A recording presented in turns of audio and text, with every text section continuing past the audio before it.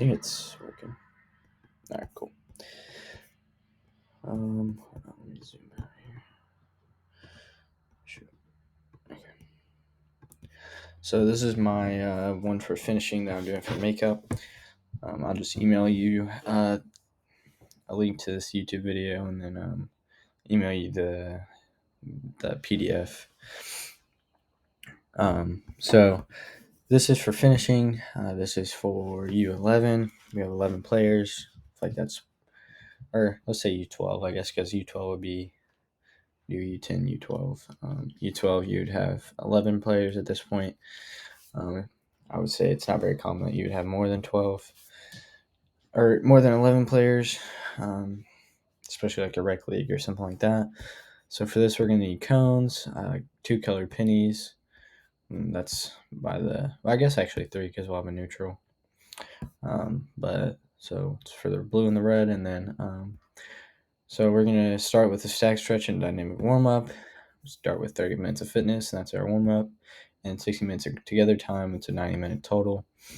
We'll need cones and a puck goal. So the red is the direction of the ball, blue is direction of the player. And yeah, so for the warm up, we'll do full body, do high knees, calf stretches, static stretches, and dynamic stretches. Then we'll move to dynamic for about 15-ish minutes. Move to that for about 15-ish minutes. This is where you really get used to the ball again, after you take a day off.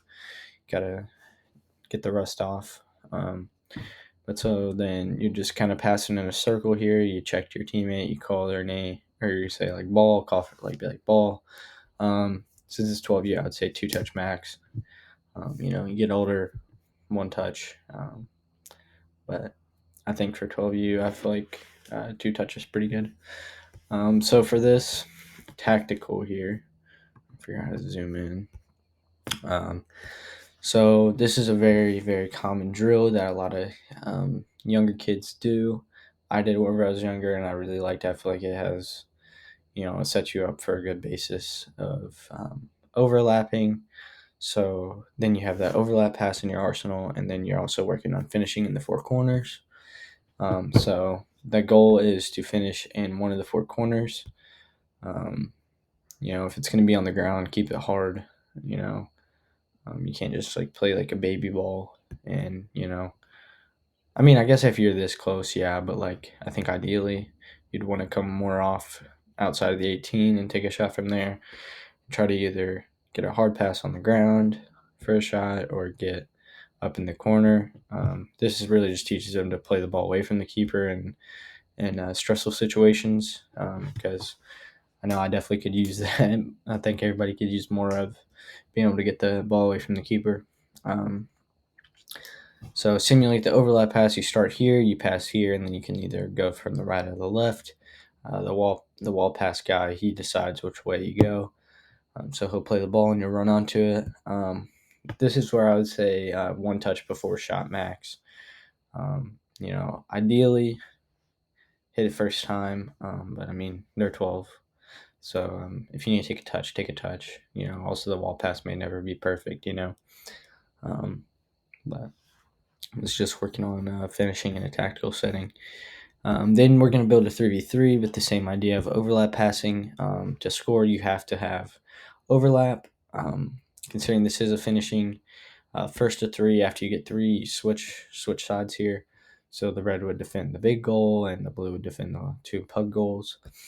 The neutral is always on offense. So, just work on, short passes, overlap passes, everything, and then make sure that you're finishing in one of the 4 corners again. I wouldn't be a stickler about this if I was their coach. Like as long as you're making an effort to get the ball away from the keepers, that's what I'm more worried about. But whatever. They are 12, so you can't be too hard on them. Then we're gonna go to our game here. We used to play a game like this called Jailbreak. It's kind of similar a little bit. But do like a a jailbreak type game. Jailbreak, you have to hit the crossbar, but not for this. Obviously, considered a finishing drill. So I think ideally, maybe like old MLS shootout. You start at somewhere up here and then you go at goal. But the more I was thinking about it, I was like, maybe we'll just go back to the wall pass and then play our game off this. I think I would just see how we did at the wall pass. If they were putting shots on target, then yeah, I would probably say, but you have to keep it outside the 18 for this. But then, so hit the four corners, and if you don't, or at least don't make an effort to, keep the ball away from the keeper. If the keeper's cheating one side, if you play a ball in the middle somewhere up here, I'm okay with that. But if you miss the goal entirely, you're running. If you hit it at the keeper, if you hit a softball, you're taking a lap until we're done. And the last one that stands wins. Ideally it's a 12U. I would have some sort of reward for him. Maybe like I don't know, like oranges or the Capri Sun pouches, like stuff like that used to fire me up as a kid. So like have something for the winner, and then everybody else, you got to run. I'm a big believer in winning. So I mean, if you don't win, you don't get anything. It's not participation here, but something like that for the kid that wins. Something that's not super unhealthy. I know some parents care about stuff like that. Um, but so yeah, that would be my finishing.